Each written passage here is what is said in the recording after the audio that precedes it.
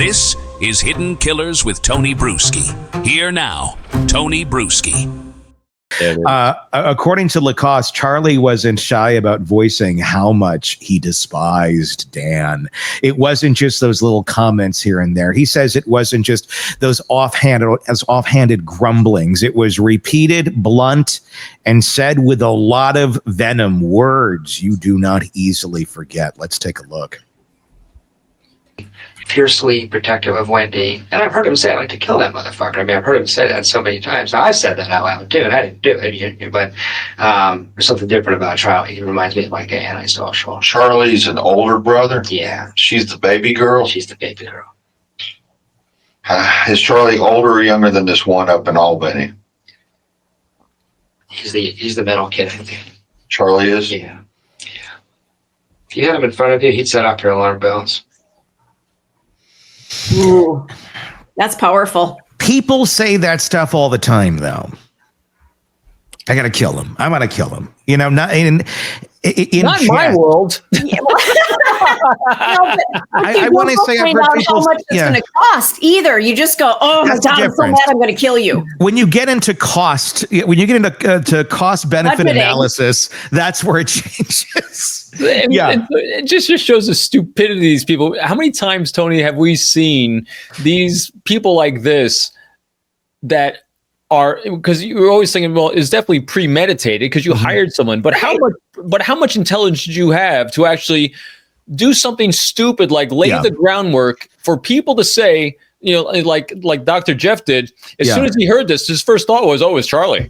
I mean, if you're doing a good job of trying to take out your sister's ex-husband because he's this horrendous person according to you, and you're trying to battle for the kids, the last thing you want to do is lay all the pebbles. You're not just laying breadcrumbs, you're paving an entire road right to yourself. I mean, the fact he even thought he could get away with this when there's so many people. Yeah. I mean, you got an ex-boyfriend, and she was dating how many other boyfriends that she's probably sharing the same information with, according to Dr. Jeff, who felt like a jilted lover. Yeah. Right? Yeah, he did. Well, what does it say too about Charlie and about the ego of these people, that they feel the need to say these things out loud for the immediate gratification of those around them without in any way, shape, or form thinking about how could this come bite me in the ass? Like, if this does happen, and I just told all these people that I looked into this. I mean, there's no thought pattern beyond the immediate, and the immediate, this must make me feel good right now. I'm going to say it. It makes me puff out my chest, and look, I'm protecting my sister, and I'm saying this in front of the boyfriend. There's no thought that there could be any repercussions from saying these things out loud that are very, very damning. I mean, this is not just like, hey, going to go slash his tires, or I got a friend who's going to do that. I'm going to kill him. I'm going to find him as someone who's going to kill him. I'm looking into it financially, how to get this done. No thought. And that, to me, I mean, it's kind of baffling considering how far Charlie did get in life. He was a doctor. I mean, that takes a little bit of school, a little bit of common sense. So no one in his life to this point have challenged him on the things he said. Yeah. It's pretty, and you said it right when you stated it, Tony, and that is, if he has a lifetime of reps of being unfiltered, and no one has pushed back to the degree that it impacted him of his unfiltered, stupid mouth, then he's going to feel completely safe to say those things. And where else have we seen this? What other case recently of a big notoriety person who's got even a boatload more money than Charlie? Did he? Right? Yeah. You know, these people live in their own world where it is their own universe. And when you live in your own universe, you feel very safe in your own universe. And you don't realize that outside an extremely small circle of people, the rest of the world thinks you're a nutter and they're going to get you. So, and people fall into that trap, and because unhealthy behaviors really become insular like this. And so, but to themselves, they thought they're completely healthy and completely normal. They thought the rest of the world's all screwed up. And so that's why he felt completely safe. Although I'm giving him more credit than I should in the fact that he thought about it before he said it. He didn't. He's got zero impulse control. And it seems like Donna doesn't have much impulse control either. So you're kind of, I'm going, oh, well, the apple doesn't fall far from the tree. No. It's not hard to understand Charlie's actions when you look at the impulsivity and neuroticism of Donna. Yeah, no kidding. And she raised her kids to do the same thing. So Charlie, according to Dr. Jeff, has 3 girlfriends at any one time. And it sounded like Wendy did too. Mm-hmm. Yeah. Do you think it's that they need that constant validation from outside sources? Oh, yeah. That's what feeds borderlines. That's what feeds narcissists. It's all the image. It's feed me, feed me, feed me, feed me. And when you're not getting that constant feedback, they feel dead. Basically. And very skilled. So it'd be interesting too. So we heard on the reverse side with Charlie about this horrendous side we saw when his guard might have been down where he felt more comfortable because he's surrounded by people in his control sphere. But he is a dentist. He did have a practice. And so I'm not sure because I don't know, but I would have conjecture that he was probably had the potential to be extremely charismatic outside of his sphere of control and feeling safe, because he would have to have been to get through dental school, to get through education, to have a clientele and all these things. Because the only thing I'm thinking of, well, Wendy's extremely charismatic. She attracted people to her all the time because that's what Dr. Jeff saw with not just himself, but all the other guys. As a matter of fact, he was so concerned about anything he's saying coming out, just in case she wants to get back together with him. Mm-hmm. I'd imagine that, like you said, the apple doesn't fall far from the tree. When you're outside of where Charlie felt safe and he felt like he had to manipulate the world as great sociopaths and psychopaths have to do, he might have been and come across very charismatic and very invigorating to some people. Yeah, no, I see that. When news of Dan's murder broke, detectives asked Lacasse who he suspected. His answer? Well, it was pretty instant. He says the very first person who came to mind within seconds of hearing it was Wendy's brother, Charlie. Here's how he described that. Jimmy, this isn't a botched burglary or something like that. He's the first, it probably popped into my head within 20 seconds of hearing this. Wow. Boom. There's your answer. That's called a mic drop moment, isn't it? Yeah, I think something like that would be, it's him. If that's the first thing, and you just touched on it, Robin, too, if that's the first thing that's coming to your mind, I'm going to just, accuracy, usually those first thoughts can be pretty accurate. Now you just explore what makes you say that. Yeah. Not why, because why can be very subjective to people, but you say what did you observe that allowed you to say that inspired you to say that? And then you just go like I thought these interviewers were really good, except the one guy that just kept getting called, and that was just really distracting. Mm-hmm. But as interviewers, I thought they did a really good job of being very pragmatic, very objective, just the facts, man, but at the same time balancing out with rapport that they needed, because they got a lot of details from him. Now, granted, he was extremely compliant. He was all on board with being helpful and useful. Which is also interesting because it was interesting watching him absolutely hate Charlie, but absolutely adore Wendy. Yeah. When he also knows the toxicity of Wendy, which I found, it's like he was wooed by her feminine wilds. He couldn't resist the Wendy Adelson.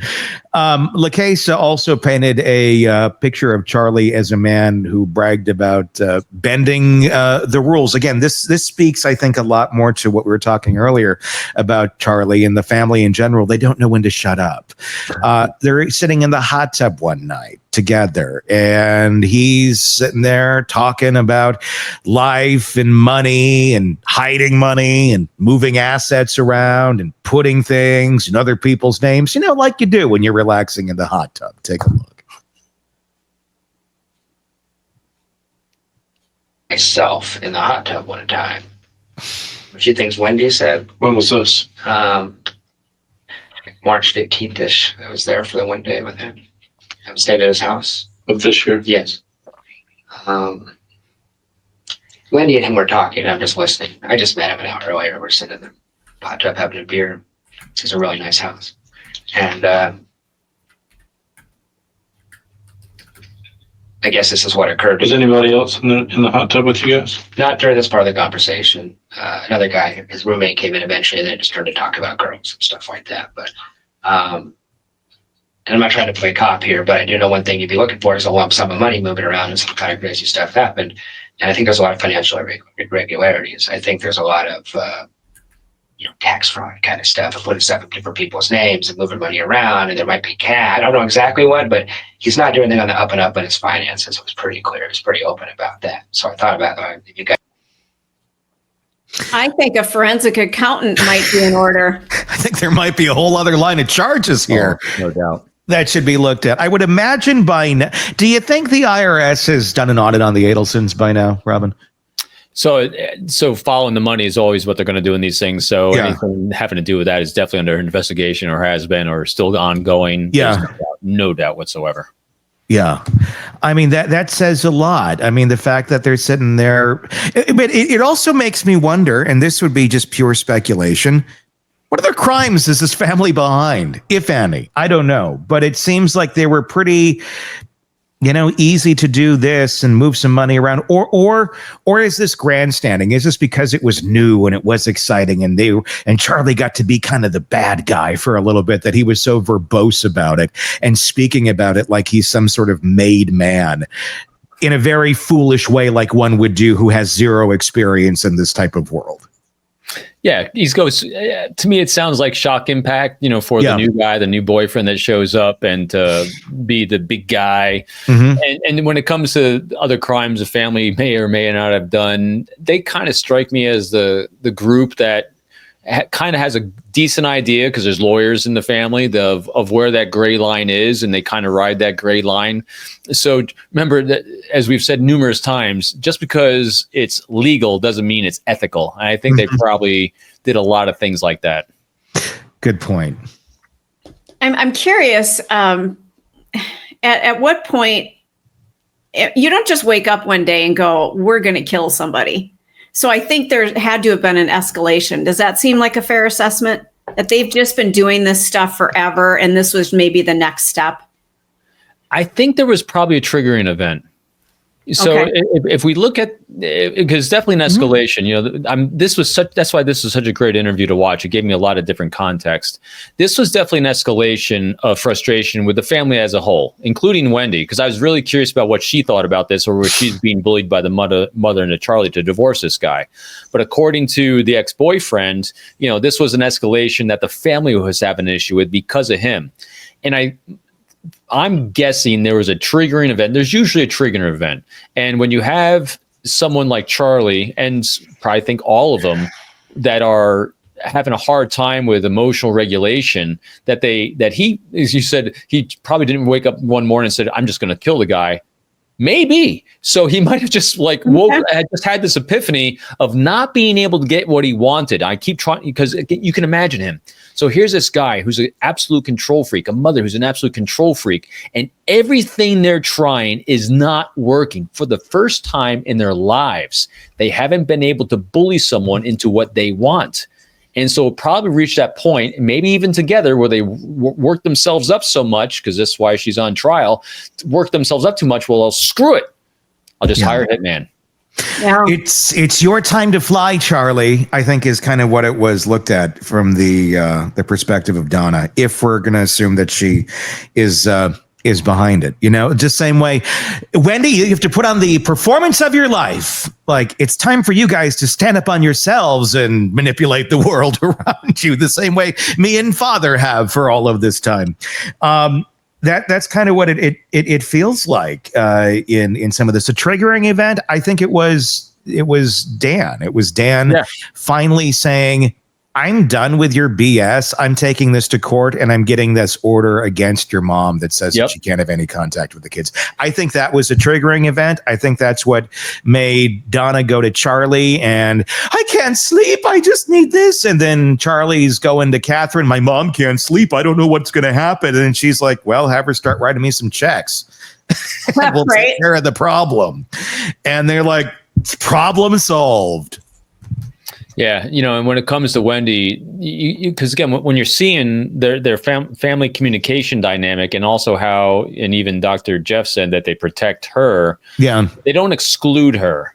And so my thought process is, I can imagine that they were having these conversations not intentionally around her, but not intentionally excluding her, but just not including her. And so kind of like she was aware that Charlie thought this because he said it in her presence. The probability of her not being shocked that this happened, because one thing, she knew it, but also kind of the details, she probably, not probably, who knows? I could imagine that she was aware of what was going on. As soon as she saw like checks being passed, things being said, she walked away.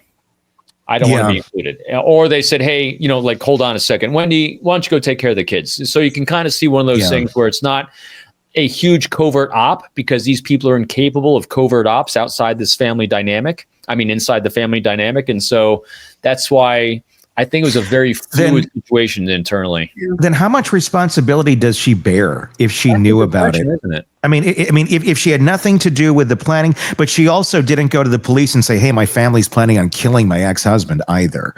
I mean, that seems to be the part that she's left to bear.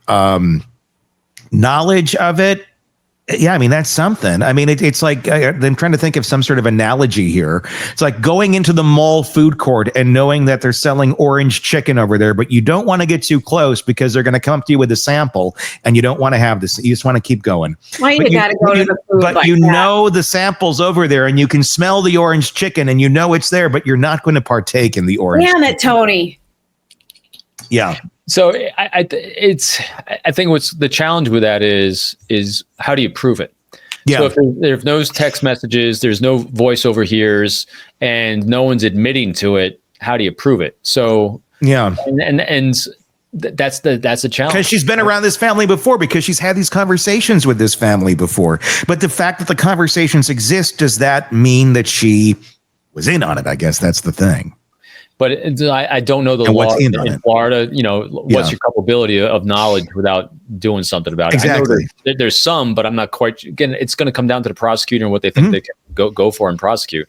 True. And so again, what is striking me of if the mother cared so much about the family, she would have taken the fall for everyone, including at this point, like we've said the other day, Tony. If she gets on the stand and says, it's all me, no one knew anything, I dictated this entire thing, and she just owns it, that would actually rally everyone in the family around her instead of, kind of having leakage all over the place of what they really think or coming to discover about her. And so, but I don't think she's going to do that. I think she's going to go up and try to be her doppelganger. Do you think she's going to go up on that stand and like throw everyone to the wolves? Like Wendy knew this. I don't have any data. I would love to. I haven't really seen her speak too much. And so I want more of her, because it's hard to really kind of get in her shoes unless I've seen more of her shoes. That's good. Because it feels like that's a weird sentence. Right? It's hard to get in her shoes. More of her. I was just watching Mindhunter last night, and it was what's his name, who was obsessed with women's shoes. Yeah, that's creepy. Anyway, but it does make you wonder what she's capable of, because I think everybody is treading a bit lightly around Donna right now, because she has power. She does. As much as she doesn't, she does. And she has the power to incriminate every single person in that family and put them behind bars for the rest of their lives. Just by going up there and saying whatever she wants. And I think they know that, except for the one son that got away. He's the only one I think that's safe. But everybody else, I think she could obliterate Charlie's appeal chances more than he already doesn't have them. But I think she could also put Charlie behind Harvey behind bars, and Wendy.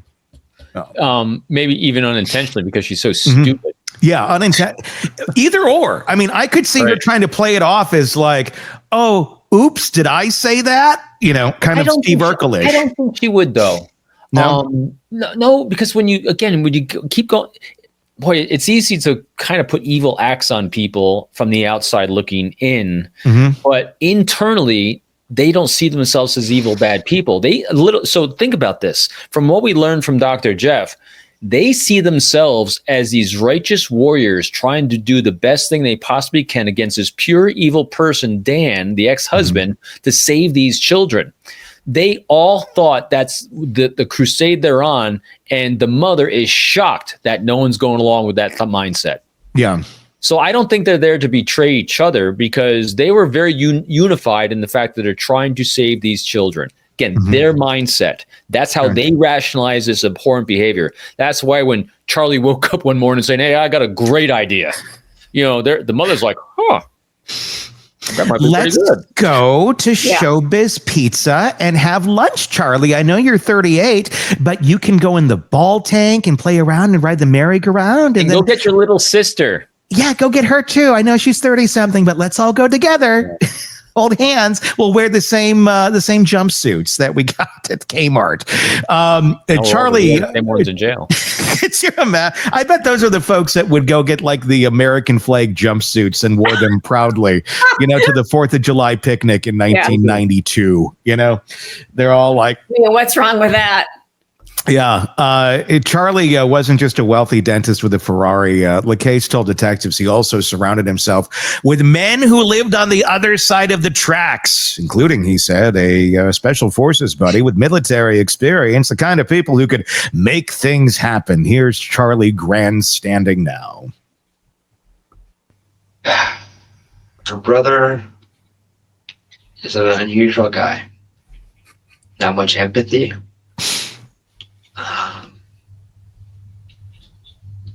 He's a dentist and he's very wealthy, but he kind of hangs out with people from both sides of the tracks.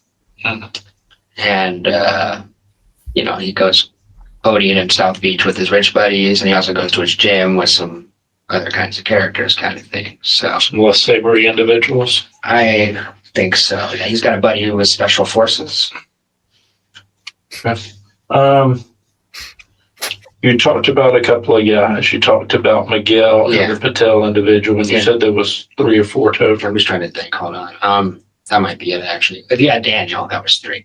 Daniel Sack. I can't imagine any of those people had anything to do with this, but those are people that were. I don't know anything about Sack's relationship. Miguel and Hula definitely really into Wendy, obviously. So he's hanging out with not the nicest folks. It's fine. I just love Dr. Jeff. I'm sorry. Keep going. Yeah. Not the nicest folks in the world. Folks on both sides of the tracks, according to him. I guess I'd like to know more about that pattern of behavior. Was Charlie always hanging with the folks that, were on the other side of the tracks, according to Jeff? Or was this something that he had to kind of wade into to try and make mom happy by getting connections that were not necessarily ones that we're going to make at the country club? Well, that's a really good question. Whether that's a new pattern or an established pattern, I would think he had been doing that much of his life because otherwise he wouldn't be so comfortable doing it. So Dr. Jeff strikes me as a guy, he would have picked up on whether Charlie was comfortable doing it in this kind of situation. He probably would have highlighted it, because Dr. Jeff seems pretty observant of people's behavior and changes in those patterns. And so to him, it seemed completely natural and normal for Charlie to do that. I think he would have given some sort of inclination that Charlie didn't feel quite comfortable doing it. He seemed a little awkward in his own language and his own body. I mean, so there'd be he would notice something with his behavior when talking about those people or those situations. But it seems, again, I don't have that history of Charlie strong enough to know that, but my guess is he's been doing that and hanging out with people from all over a long period of time.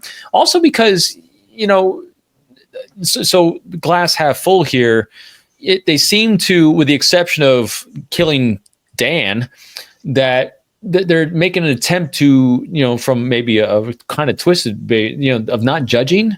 Because I mean, the behavior by Charlie seems pretty open to others. Again, it's part of his dynamic of controlling others, but at the same time, he seemed comfortable around him. So what makes someone feel comfortable is like you can identify with them. And it wasn't just shady people, because as Dr. Jeff was saying, they're from all different walks of life. So he's got other people that are making high money. He's got people that are military. He's got people that are actually hit killers. I mean, hitmen. I mean, so it was kind of eclectic and all over. So I'm really kind of curious as to how Charlie identified with all these other people with all these different varied backgrounds. There's something about them that he was attracted to, and I'd be curious what that pattern was.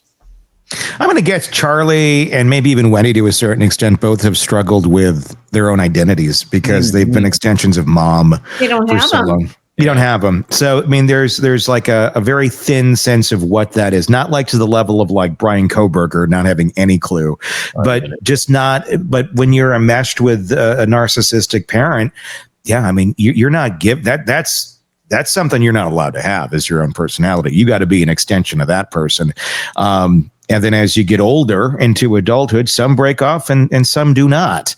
One of the most haunting sequences here, Lacasse described the last time he saw Wendy alive before the killing. A yoga class, an awkward goodbye, an email from her therapist hours later telling him not to contact her. And then just 3 days after that, Dan Markel was murdered. Take a look at this. So Tuesday night we go to yoga, really awkward, most awkward yoga I've ever had. And we walk to the car and I said, "Love you, Wendy." She goes, "I know, need some time." I said, "Okay." And I get an email with a no contact order 2 hours later. I think her therapist suggested she do this. I think her therapist, my suspicion is that Wendy told her one side of the story and I was cast as the abusive male because Danny is not good to her and she's on the lookout for an abusive male. Danny was emotionally abusive. Anyway, I get this email saying, "Don't contact me for 7 days and then I'll get in touch," which I was not happy about. But it was a control grab for me. Let's just talk or just break up with me, But anyway, so Wednesday, Thursday, hear nothing. She posts those pictures on Facebook with her boobs hanging out, and people are telling me she's messing with you on the internet. I don't know if that was true or not. And then Friday, it's happening. So I haven't heard from her. She's was supposed to contact me tomorrow. I don't think How do you know she was supposed to contact because you? she said 7 days. Okay. So that thing, the email. Yeah, it's like, "I'll contact you in 7 days." So that you think that's something her therapist recommend her do to give her time to think? And that's my guess. Let the air clear a little bit. That's my guess. If you Google it, it's how you break up with an emotionally abusive guy. Give yourself 7 days away from him so he can't convince you to stay. So that's what I saw when I Googled it because I never heard of this. No girl's ever done that. That's bizarre, right? I mean, anyway, so that was 3 days later. This happens. Danny gets shot. I would put money that Jeff is exactly right. That she's painted this guy to be a certain character to her therapist. And then the therapist gives, okay, here's the directive of what you should do, even though it has nothing to do with the actual person, but it's the way you've painted them. So that person's giving you directive on how to deal with something over here that's not actually there. Yeah. Part of me that was also saying, was this Charlie giving her direction? Because I know part of the theory here were they getting ready to pin it on Dr. Jeff? I think they were trying to. Yeah. I think it was a very loose, dumb plan. Yeah. And so I could definitely see that playing out, like Charlie saying, "Hey, here's what I need you to do. Break contact with this dude now because we're going to try to pin it on him." Yeah, and tell your therapist that I would love to get those notes. I think that could be, I don't know if you can subpoena that because, you have a murder involved here. Yeah, I would think you could. I mean, I think that goes into mandatory reporting at that point. Right. So I'd be very curious about those notes if they were to look closer into Wendy, because that would be extreme. That would probably answer all the questions of, what was she aware of and when. Mm-hmm. But yeah, I mean, because you get that phone call from Wendy all those days later, which does end up happening. And where were you at this time? What about this time there? And it puts him where he would have been close to the murder scene, or where they did this conversation before the murders took place, and then they had the hitmen go to those areas. So this is their dumbass plan. It was simply find out where he's going to be, and then let's have them go there. Then we can say it was him. Problem solved. I mean, it's like it just really shows how people like this think. They think everyone else is completely stupid and they're the only smart people in the world. It's Sesame Street murder plotting. I mean, it's like you said, it's Bugs Bunny, man.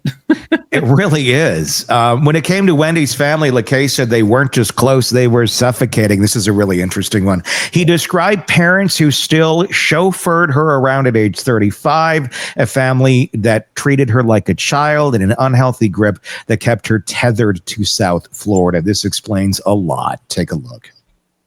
Family, it's important that you know this, actually, man. The family is so unhealthily enmeshed, so completely enmeshed, that Wendy is not really an adult. When she drives to South Florida, every single time those two parents drive up here and drive with her down. They don't trust her to drive from Tallahassee to Miami.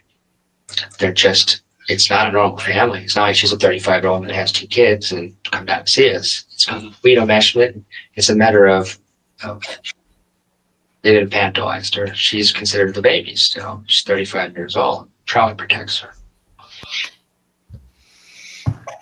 You see how powerful she was, though? So even he knows it. He recognizes it. So I'm always amazed when people recognize unhealthy, yet they make the choice to stay. Sure. And still has hope of being let back into that circle of crazy. And so, and the sad part is, I think it's because so many of us have had crazy in our life that for some reason, unconsciously, a lot of us, it's like, well, it feels comfortable. I was just going to say, it's comfortable. It's what you've done for 20 years. It's what you do. Yeah. You know? And that's, even though we're very good at identifying it in other people, we're not the greatest at identifying it always in our own lives. He was, though, and he still was, though. Yeah. That's why he is so comical to me. He's become my favorite character in this entire thing. He is. He is such a. I would call him sad because he's got this dry wit about him. He doesn't even realize he's doing. Like the listening to him, like, do you realize how ludicrous you're sounding? Yeah. And she's good for the show. You're almost, I wonder how much the relationship there was like, I almost just want to get back into it just to watch more and just see what happens. I didn't even care. I wanted it. And the funny thing to me, so this just happened and he's still hopeful she's going to call him. Dude, you should run fast and far. Yeah, and they're like, trying. She's still going to call me. There's still a 1% chance we'll get back together. They're trying to frame you for murder. You want into this family? What's wrong with you?